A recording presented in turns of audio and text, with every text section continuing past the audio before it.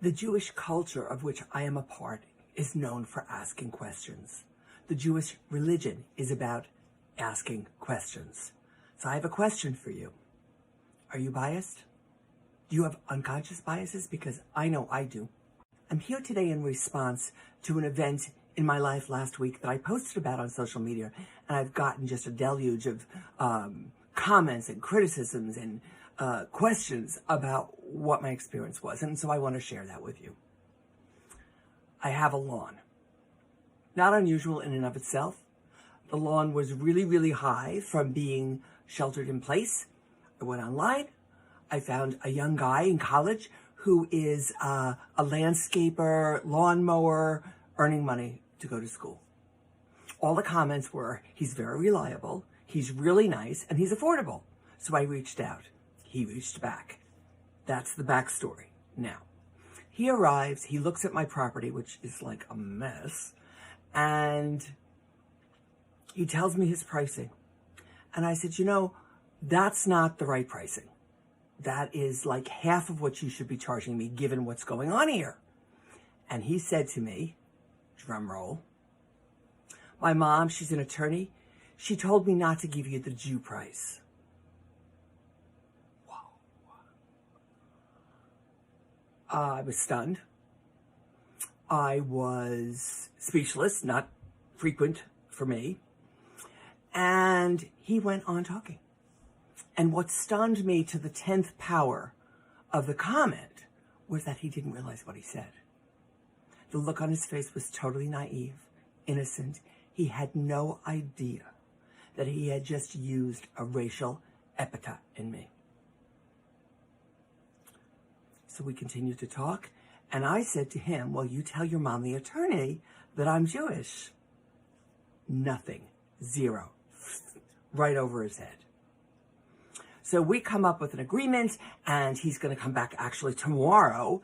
And I went on social media because I was speechless. And what's really interesting is again, what captured my attention was not the comment, the Jew price. It was the comment that he had no idea had an impact on anyone. He didn't realize it was a wrong thing to say. He didn't know that he had just insulted me, although I wasn't insulted, but I could have been, right? And so, like, what do you say to that? Now, here's what's interesting. On my social media post, which it was a written one, not a video, the people who know me well going, well, I'm sure you didn't hire him. Who are you going to hire next? But the people who knew me really well, I'm going to call out to Patty right now, said, I know what you did. You hired him, and now you're going to coach him. And that's my plan. Now, why is that? If he had said it with contempt or maliciousness or vindictiveness, or if it came from a bad place, I would never have hired him. I would have chewed him out and sent him on his way. But this kid had no idea what he had just said to me. It was something that his parents taught him, or he learned from the culture. I don't know. I don't need to know where he got it from. I just know that what he said was so grossly inappropriate. So he's coming back tomorrow. He's going to do my lawn. And am I going to coach him? Yeah, we're going to sit down and I'm going to say to him, Bob, let me tell you what you said that you probably don't want to say again. And if you're thinking it, you probably want to think about where you got that thought from, right? Now, here's what's interesting. The whole thing, especially in light of the protests and the demonstrations around George Floyd and the other zillion African-American and Black people who are persecuted in our country today by virtue of the color of their skin, don't even get me started on that, is that we have biases we don't even realize we have. And this kid had no idea what he was saying. So did I hold him responsible? I didn't. Because he's probably 20, so he's not too old to learn. He is not too old. None of us are too old to learn. Now, I am wearing my Jewish star on this video very purposefully. The Jewish star is actually only came to be associated with Judaism in the 16th century, they think. Nobody's sure. 2 triangles superimposed upon one another.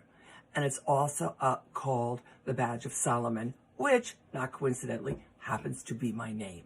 And it is a name of richness, of wealth of information, and King Solomon was known for being wise. I don't think we're related. I'm just saying. But while I was standing on my driveway talking to Bob, I thought to myself, you have an opportunity to be in contribution to this soul in a way that you otherwise never would have. So, like, don't with me, because it just came naturally. It was instinctive to me. But do think about what you say, what you think, the Jew price. This is really interesting. I got a comment on my Facebook page about somebody saying to me, what does Jew price mean? And she didn't know, and she asked. And just accolades to her, because if you don't know, ask. And I explained it to her. The assumption, the stereotype, is that Jewish people ask for the lowest price possible. Now, if you're Christian, we call that bartering.